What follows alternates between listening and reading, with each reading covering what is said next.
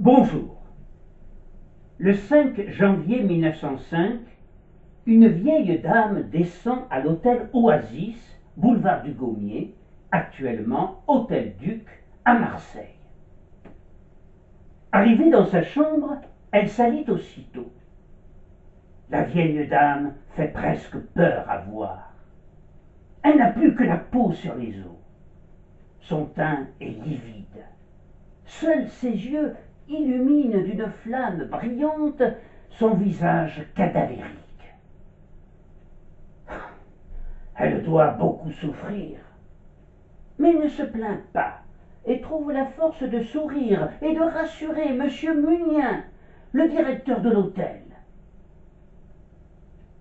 Celui-ci, qui, semble-t-il, ignore tout de l'identité de sa cliente, juge néanmoins plus prudent de faire appel à un médecin dont son état lui paraît grave.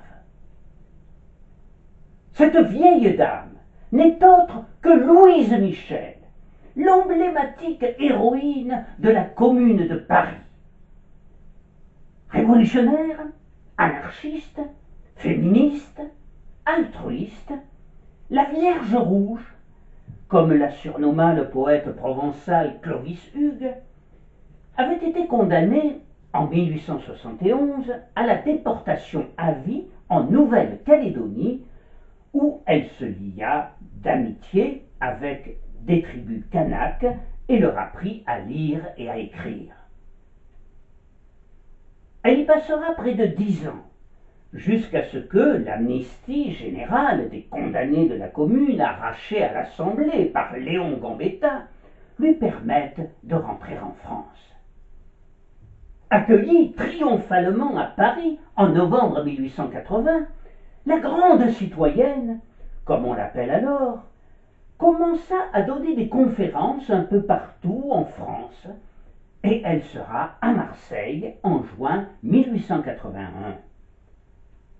Le petit Provençal souligne alors l'attitude simple et fort correcte de cette femme redoutable qui appelle les femmes à se jeter dans la Révolution et lance lors d'une conférence au Théâtre des Nations, future salle Pratt, « Pas de filles pour les prostitutions, pas de fils pour l'armée !» Elle prônera aussi à Marseille le pacifisme et inlassablement condamnera la guerre et ses boucheries humaines, mais elle souhaitait toujours la révolution. Ce monde meilleur qu'elle dépeignait, ceux qui l'écoutaient finissaient par le voir, par y croire. Et quand elle arrête de parler, les applaudissements fusent. Les gens sont conquis par la vieille dame en noir, et tous ne sont pas de gauche.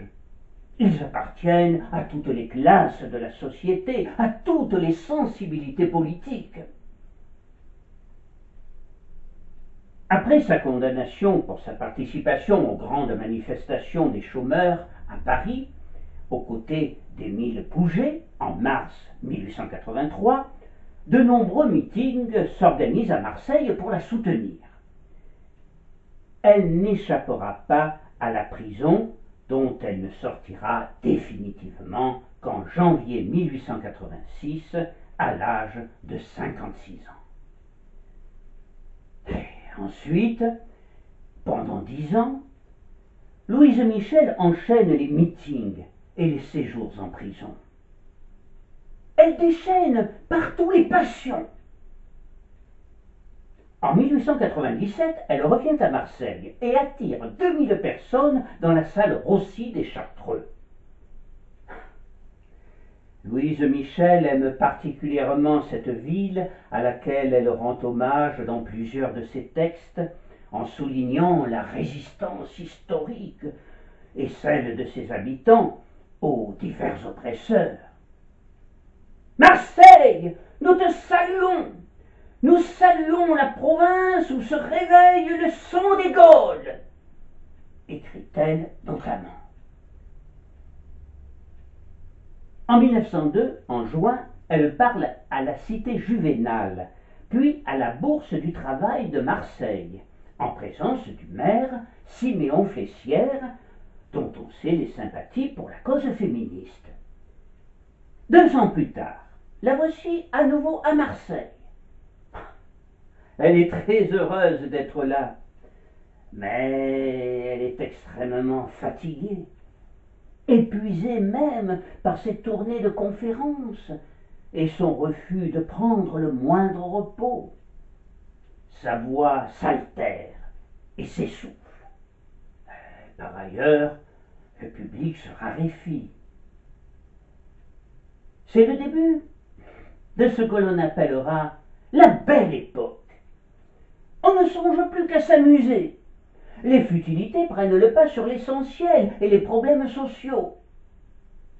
Mais Louise n'est pas prête à prendre sa retraite et elle continue son combat avec la même détermination qu'au premier jour. Au début de l'année 1905, elle se trouve à Nice, mais se sentant de plus en plus mal, elle décide de rejoindre Marseille, la ville de son cœur. Aucune des autorités de la ville semble avoir été informée de son arrivée.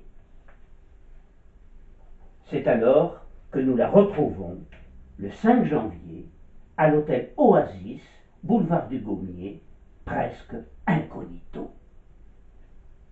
Atteinte d'une congestion pulmonaire, elle s'éteint le 9 janvier 1905. L'insoumise avait fini par se soumettre à la mort. Et dès lors, la nouvelle de son trépas allait parcourir la ville et laisser les Marseillais déconcertés et anéantis. C'est par milliers qu'ils se rendirent au cimetière Saint-Pierre où elle fut inhumée provisoirement. Comme Arthur Rimbaud, 14 ans plus tôt, Louise Michel, l'insoumise, la rebelle, avait cru bon de mourir dans une ville qui jamais ne voulut se soumettre durant sa longue histoire, une ville qui lui ressemblait. Étonnante reconnaissance d'une femme sincère et droite, Monseigneur Paulin Andrieux, évêque de Marseille, apprenant la nouvelle, invita les Marseillais à prier pour elle.